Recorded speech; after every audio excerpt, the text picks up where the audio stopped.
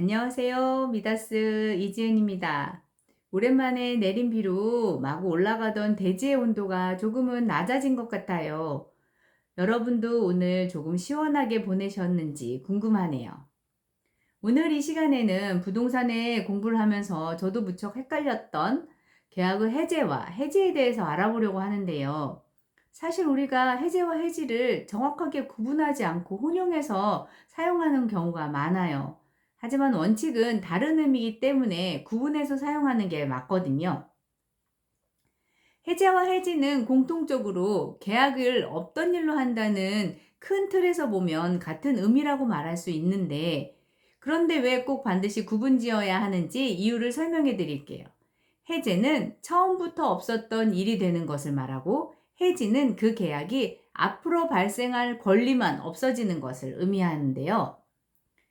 전문적인 용어로 설명드리면 해제는 일방적인 의사표시로 이미 성립된 계약을 소멸시켜 애초에 없던 계약으로 만드는 효과가 있는 반면, 해지는 계속적으로 효과가 이어지는 계약 관계에서 일방적인 의사표시로 앞으로 이 계약 관계를 종료한다라는 효과가 있는 것이에요.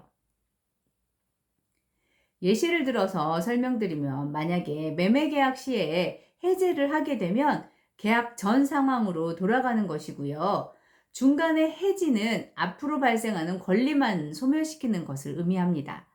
그래서 일시적인 계약을 소멸시키는 것에서는 해제, 계속적인 계약을 소멸시키는 것에서는 해지라는 의미를 사용하면 되죠. 해제의 경우는 두 가지로 분류해 볼 수 있는데, 법정 해제와 약정 해제로 나누어 볼 수 있어요. 법정 해제는 민법에서 계약을 체결한 이후에 상대방에게 계약을 제대로 이행하지 않는 경우, 일정한 기일 내에 이행하지 않는 경우, 또는 이행하기가 결과적으로 어려운 경우, 또는 계약 조건에 맞지 않게 이행을 한 경우 계약을 해지할 수 있다고 법으로 정해 놓았어요. 그래서 이것을 법정 해제라고 합니다.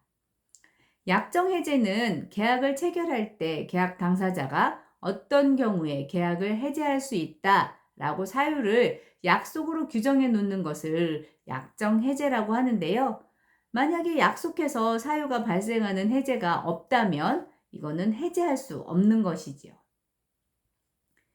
우리가 많이 경험하는 임대차 계약을 해지하거나 해지하는 경우는 어떠한 경우가 있는지 한번 알아보도록 할게요.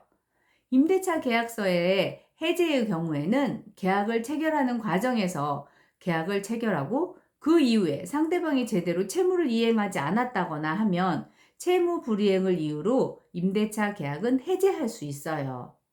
그러면 임대차 계약은 처음으로 돌아가서 없던 일로 되는 것이지요. 임대차 계약 해지가 가능한 경우는 임대차 계약을 체결한 이후에 정상적으로 잘 지내다가 임차인이 임차 목적물을 통해서 계약 내용에 따라 사용하거나 수익할 수 없는 경우가 발생하면 임차인이 이 계약에 따라서 사용 수익하지 않는 다른 방법으로 임대인에게 손해를 가하는 경우에 임대차 계약을 해지할 수 있는 것이랍니다. 이때 임대차 계약을 해지하면서 손해배상 청구를 할 수 있는 것이지요. 그러면 이번에는 계약의 해제나 해지를 하는 경우에 유의사항이 없는지 한번 알아볼게요. 계약의 해제나 해지는 모두 상대방의 책임이 있어야 가능한데요. 어떠한 문제가 발생하였을 때 계약의 당사자가 서로 합의를 하여 계약의 해제나 해지를 하게 되었다면 아무런 문제는 발생하지 않아요. 그런데 일방의 당사자가 상대방의 책임을 이유로 계약을 해제하거나 해지하는 경우는 그것을 적극적으로 주장하는 입증을 해야 하는 것이지요. 계약을 해제하거나 해지할 때 구두상으로나 문서상으로나 통보를 하는데요. 계약서에 반드시 서면으로 계약을 해지한다 라는 조항이 있으면 그러한 형식을 반드시 갖추어야 해요. 또 계약서상에서 상대방이 제대로 이행하지 않으면 기간을 정해서 계약을 해제하거나 해지하겠다는 최고의 절차를 거쳐야 하는데요.